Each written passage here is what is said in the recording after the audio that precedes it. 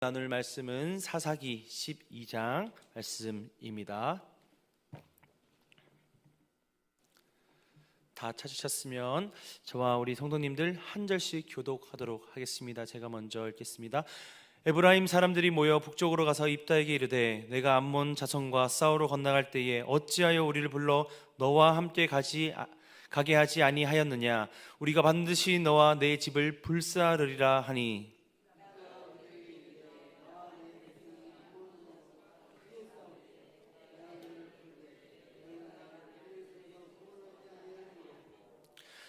나는 너희가 도와주지 아니하는 것을 보고 내 목숨을 돌보지 아니하고 건너가서 암몬 자손을 쳤더니 여호와께서 그들을 내 손에 넘겨 주셨거늘 너희가 어찌하여 오늘 내게 올라와서 나와 더불어 싸우고자 하느냐 하니라.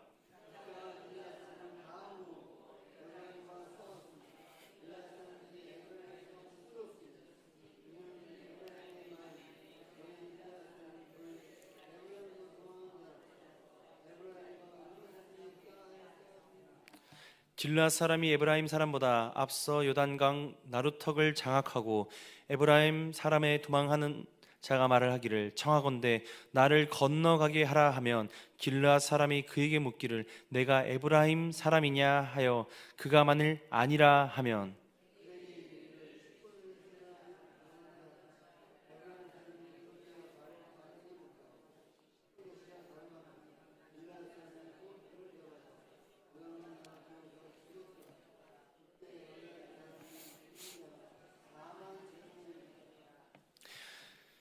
입다가 이스라엘의 사사가 된 지 6년이라 길르앗 사람 입다가 죽음에 길르앗에 있는 그의 성읍에 장사되었더라.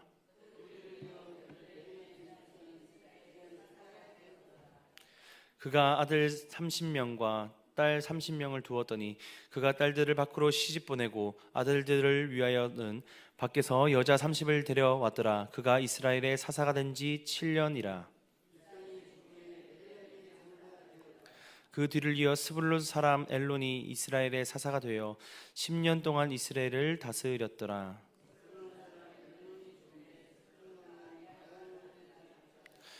그 뒤를 이어 비라돈 사람 힐렐의 아들 압돈이 이스라엘의 사사가 되었더라.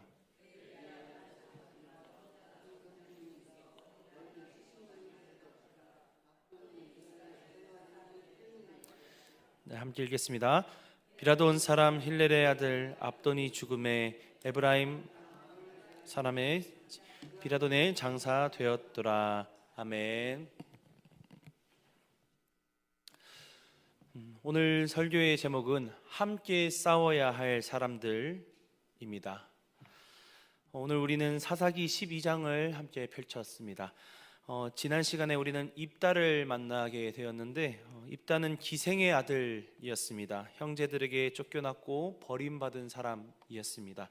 그런데 하나님께서 입다를 세우셨습니다. 암몬 족속이 이스라엘을 압제할 때 하나님께서는 입다를 사사로 세우시고 그리고 입다는 용감하게 싸웠습니다. 그리고 전쟁을 승리로 마무리를 합니다. 하나님께서 암몬을 입다의 손에 넘겨 주었고 최종적으로는 승리를 맞이하게 됩니다. 그런데 오늘 12장은 그 승리가 있는 직후의 이야기입니다.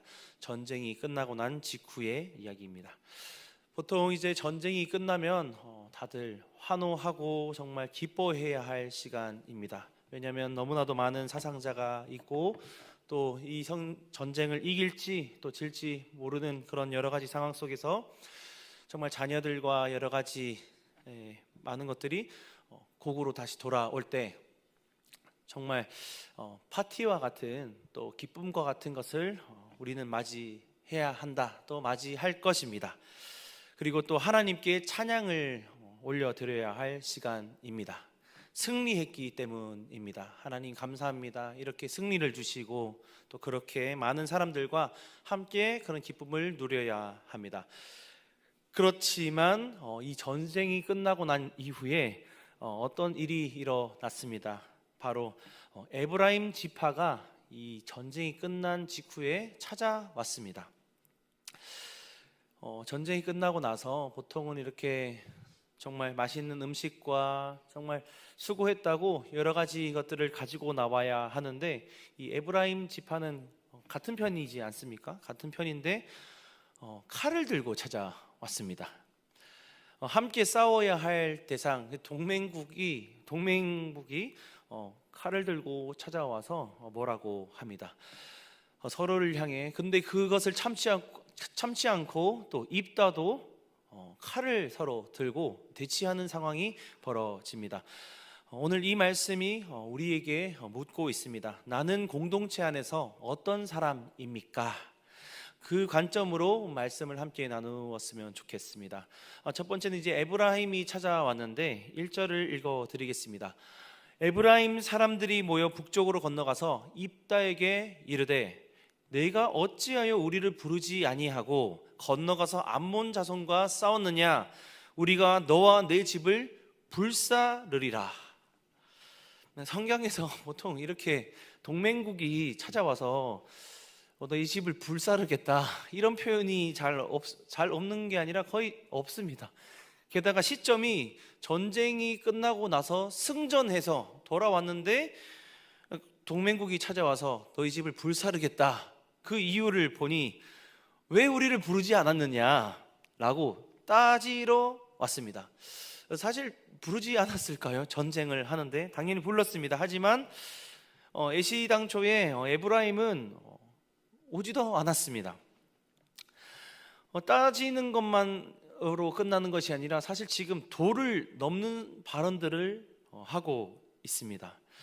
지난 시간에 살펴본 것처럼 하나님 부르심 앞에 나오지 않는 지파들이 있는데 에브라임은 애초에 나오지도 않고 전쟁이 한창일 때도 에브라임은 없었습니다. 그런데 전쟁이 끝나고 승리가 확정되자 여기도 조금 얍삽하다고 생각하는 게 뭐냐면, 이제 좀 축구로 치면 뭐 한 5대1로 이기고 있을 때, 6대1로 이기고 있을 때, 승리가 거의 확정될 때 들어온다, 거기 정도면 야 승리가 이기고 뭐 이겨가니까 온다 이렇게 할 수는 있지만, 애초에 이 에브라임은 전쟁이 다 끝나고 승리가 되었습니다 라고 했을 때 짜잔 하고 나타난 것입니다. 그리고 나서 따집니다. 왜 나를 안 불렀냐? 사실 얼마나 치사합니까? 그래도 지파장이니까 자기 체면도 있고 또 사람들 앞에 겁쟁이야 이런 이야기를 듣고 싶지 않으니까 또 함께 싸우지도 않았으면서 승리의 자리에서 자기의 몫을 요구하는 것입니다. 그러자 입다가 그 말을 듣자마자 바로 맞받아칩니다. 2절과 3절인데 제가 읽어드리겠습니다. 입다가 그들에게 이르되 나와 내 백성이 암몬 자손과 크게 싸울 때에 내가 너희를 명확하게 말합니다. 부른즉 너희가 나를 그들의 손에서 구원하지 아니하였느니라. 너희가 나를 구원하지 아니한 것을 보고 내 생명을 내 손에 들고 건너가서 암몬 자손을 쳤더니 여호와께서 그들을 내 손에 넘겨주셨거늘 너희가 어찌하여 오늘 내게 올라와서 나와 싸우려 하느냐? 지금 입다가 정면으로 맞섰습니다. 목숨 걸고 정말 목숨 걸고 싸우고 왔더니 수고했다, 너무 고생했다, 격려하는 것은커녕 시비를 거니까 이제 입다가 정면으로 이야기합니다. 나는 너희를 불렀고 너희가 오지 않았지 않느냐? 그리고 그 승리는 하나님께서 나 입다에게 주셨다. 지금 입다의 말이 논리적으로 하나도 틀리지 않게 에브라임에게 정면으로 맞받아치고 있습니다. 정말 사실입니다. 에브라임은 오지 않았고 입다는 싸웠습니다. 하지만 여기서 우리가 주목해야 할 것이 있습니다. 사실 에브라임은 누가 봐도 정말 잘못되고 얍삽한 행동입니다. 하지만 사실 이 전쟁을 승리로 이끈 것은 하나님이십니다. 그렇게 엄연하게 말하면 입다도 은근슬쩍 하나님이 하신 게 아니라 하나님이 나한테 준 거다. 하나님이 나한테 준 거다라는 것입니다. 마치 자신이 나갔기 때문에 싸워서 이긴 것처럼 입다도 지금 표현을 하는 것입니다. 입다에 그런 마음이 있다 보니 분노가 치밀어 오른 것입니다. 그래서 그들은 옳고 그름을 따지기 시작했습니다. 옳고 그름으로만 사실 좀 할 수 있습니다. 누구나 이렇게 이런 일이 일어날 수가 있는 상식적인 일입니다. 우리가 교회를 섬기다 보면 서로가 입장이 다르고 또 생각이 다를 수 있고 억울할 수 있고 또 억울한 이야기를 들을 수 있습니다. 그런데 지금 이 에브라임과 입다의 이 사건은 그냥 말싸움으로 끝나는 것이 아니라 전쟁으로 번집니다. 비극이 일어납니다. 4절부터 6절을 읽어드리겠습니다. 입다가 길르앗 사람을 다 모으고 에브라임과 싸웠더니, 여기까지는 그냥 싸웠다라고 생각을 할 수 있습니다. 근데 말싸움이 아니라 전쟁입니다. 길르앗 사람이 에브라임을 쳤으니 이에 에브라임이 말하기를 너희 길르앗 사람은 에브라임과 므낫세 중에서 도망한 자라 하였음이라. 길르앗 사람이 요단강 나루를 에브라임 사람보다 먼저 점령하고 에브라임에 도망하는 자가 이르러 청하기를 나를 건너가게 하라 하면 길르앗 사람이 그에게 묻기를 내가 에브라임 사람이냐 하여 그가 만일 아니라 하면 그에게 이르기를 쉿볼렛이라고 말하라 하여 에브라임 사람이 그렇게 바로 말하지 못하고 쉿볼렛이라 하면 길르앗 사람이 곧 잡아서 요단강 나루에서 죽였더라. 그때의 에브라임 사람의 죽은 자가 42,000명이었더라. 전쟁이 일어났는데 42,000명이나 죽었습니다. 두 지도자의 자존심 싸움이 한두 명 그냥 기분 나쁘고 서로 안 보고 이렇게 끝난 것이 아니라 전쟁 직후에 정말 하나님께 찬양을 올려드리고 그런 시간이 되어야 하는데 서로 자존심 싸움을 하기 시작합니다. 그리고 이 발음 하나의 사건으로 42,000명이 죽습니다. 지금 이들이 누구입니까? 이방 민족의 죽은 자의 숫자가 아닙니다. 이스라엘 백성의 죽은 숫자고 하나님의 백성의 죽은 숫자입니다. 함께 하나님을 섬겨야 할 사람들이고 함께 가나안 땅을 살아가야 할 사람들입니다. 하지만 서로 그런 일이 끝나고 난 이후에 서로를 향해 칼을 겨눴습니다. 그리고 42,000명이 죽었습니다. 왜 이런 일이 일어났습니까? 에브라임의 체면과 교만과 경솔함, 그리고 입다의 분노 때문에 이런 일이 일어났습니다. 하나님의 일보다 지금 서로가 자기 자존심이 더 중요했기 때문입니다. 자기 자존심과 자기 체면이 걸리니 하나님이 보이지 않는 것입니다. 사람이 그렇습니다. 사람이 보통은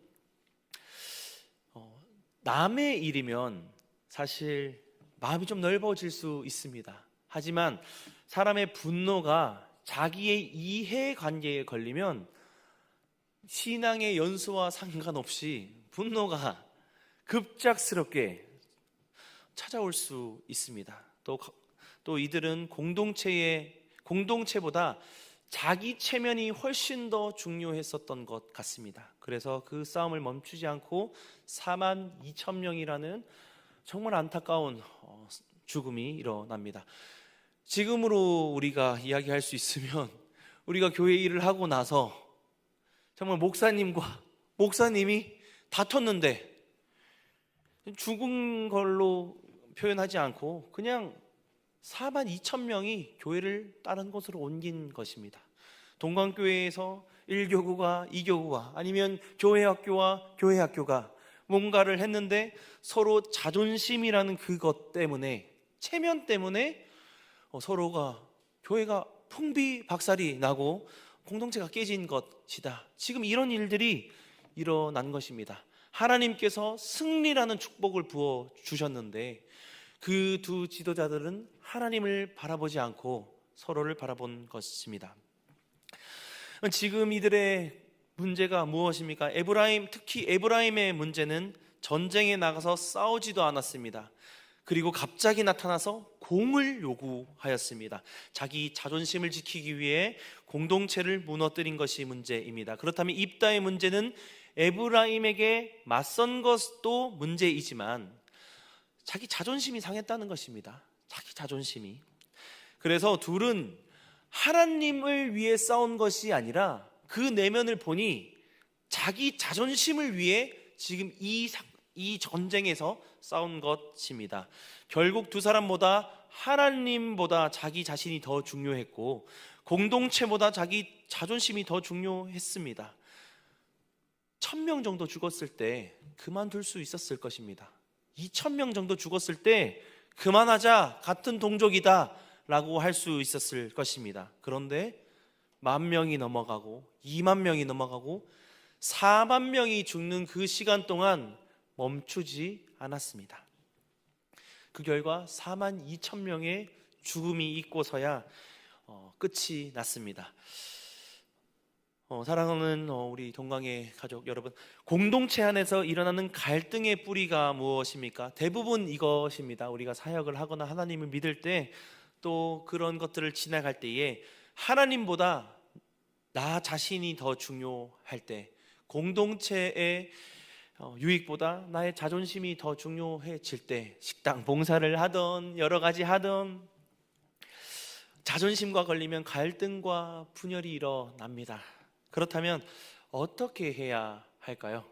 안 보고 산다, 서로 그냥 다른 교회로 옮긴다, 그런 것이 오늘 주는 교회의 교훈이 아닙니다. 말씀은 사실 이것은 쉬운 문제는 절대 아닙니다. 쉬운 문제가 아니기 때문에 지파장들마저 사실 걸려 넘어진 것입니다. 자존심과 체면과 이런 것들은. 성경은 굉장히 성숙한 교훈을 하나 우리에게 제안합니다. 여러분, 에브라임이 찾아왔을 때 입다가 어떻게 해야 했을까요? 에브라임 같은 사람이 교회 일을 하다 보면 찾아올 수 있습니다. 억울할 수 있고 속상할 수 있고 답답할 수 있고. 그렇다면 우리는 입다처럼 반응해야 하는가? 우리는 똑같이 분노하고 똑같이 맞받아치고 그렇게 해야 하는가? 사사기 8장을 보면 사실 비슷한 장면이 나옵니다. 기드온이라는 사람이 나오는데, 에브라임이 기드온에게도 사실은 찾아왔습니다. 이 에브라임이 사실 상습범입니다. 지금 이번이 처음이 아니라 지난번에 기드온한테도 똑같이 했습니다. 이 에브라임이 기드온에 찾아와서 똑같이 질문을 합니다. 왜 우리를 부르지 않았느냐? 기가 막힌 질문입니다. 분명히 하나님께서 부르셨는데 에브라임이 나가지 않았고, 전쟁이 끝나고 나서 에브라임이 기드온에게 왜 우리를 부르지 않았느냐, 이렇게 질문을 한 것입니다. 사실 이게 방금 말씀드렸던 것처럼 성경 안에서의 문제가 아니라 우리가 살아가는 공동체에도 충분히 일어날 수 있는 일이며, 이런 말도 안 되는 것을 가지고 꼬투리를 잡고 시비를 걸고 분노가 치밀어 오르게 하는 질문들을 끊임없이 할 수 있습니다. 내가 그런 사람이 될 수도 있고 또 내가 그런 이야기를 들을 수 있고, 이따금 에브라임적 태도는 우리가 종종 만날 수 있는 케이스입니다. 그럴 때 입다는 분노로 대응했지만, 그렇다면 같은 상황을 겪은 기드온은 어떻게 반응했을까요? 사사기 8장 2절과 3절을 제가 읽어드리겠습니다. 기드온이 그들에게 이르되 내가 이제 행한 것이 너희가 행한 것과 비교가 되겠느냐? 에브라임의 끝물 포도가 아비에셀의 만물 포도보다 낫지 아니하냐? 하나님이 미디안의 방백 오렙과 스앱을 너희 손에 넘겨주셨으니 내가 능히 너희가 행한 것과 비교가 되겠느냐 하니라. 기드온이 이 말을 하매 그들의 노여움이 풀리리라. 아멘.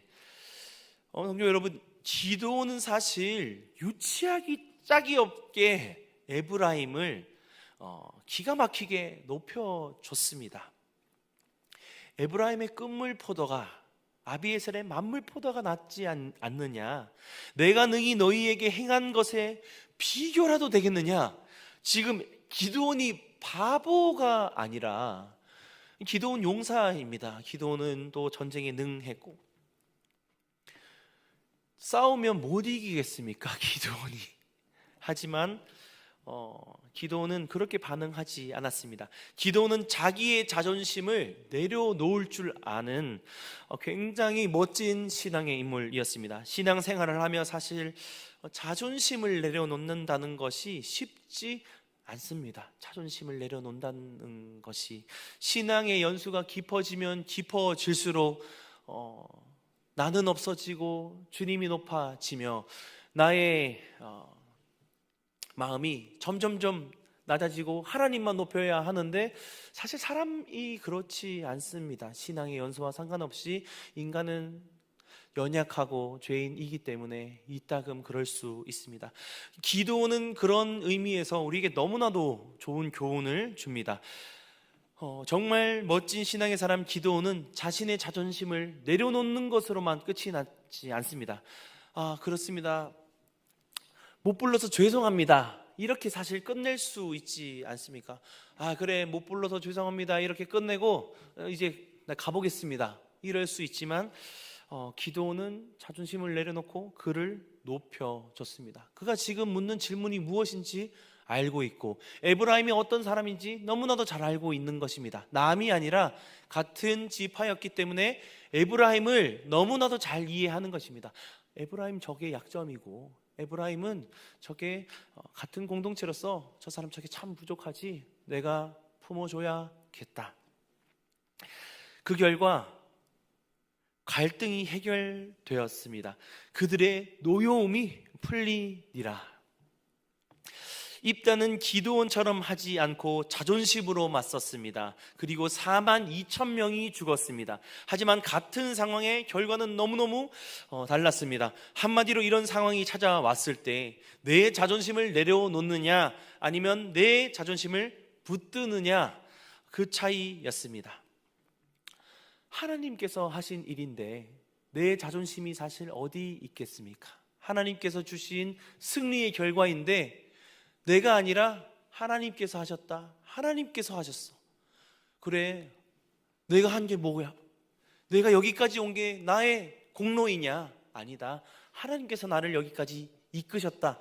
그 마음을 이야기하는 것입니다. 그 마음을 바탕으로 이런 상황들을 해석해야 한다는 것입니다. 말씀을 맺겠습니다. 사랑하는 성도 여러분, 오늘 이 새벽 사사기 12장이 우리에게 묻고 있습니다. 당신은 공동체 안에서 어떤 사람입니까? 에브라임처럼 함께 싸우지 않으면서 결과만 요구하는 사람입니까? 아니면 입다처럼 옳은 말 하기 좋아하며 자존심으로 공동체를 무너뜨리는 사람이십니까? 아니면 기드온처럼 자존심을 내려놓고 정말 멋지게 공동체를 세워가는 사람이십니까? 여러분, 공동체 안에서 갈등이 생겼을 때 우리는 본능적으로 옳고 그름을 따집니다. 내가 맞고 저 사람이 틀렸다고 생각할 수 있습니다. 입다도 틀린 말을 한 것이 아닙니다. 입다의 말은 사실 다 맞는 말입니다. 에브라임이 잘못했고, 그런데 입다가 자존심으로 맞선 결과는 42,000명의 죽음입니다. 하나님께서 막을 수 있으셨을 것입니다. 하나님께서 멈출 수 있으셨을 것입니다. 전쟁을 이기기도 하시는데, 하지만 이것을 하나님께서 두신 이유가 무엇일까? 교훈입니다. 공동체의 분열로 인해서 42,000명의 죽음을 보여주시는 것입니다. 내가 옳다고 해서 자존심으로 맞서는 것은 답이 아니라는 것을 말씀하시는 것입니다.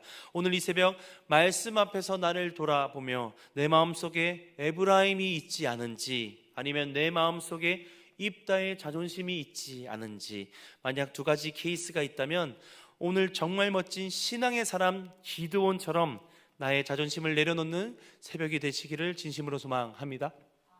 그럴 때 공동체는 살아나고 더욱 성숙해질 것입니다. 때로는 자존심을 내려놓는 것이 공동체를 살리는 길이고 하나님께서 기뻐하시는 길입니다.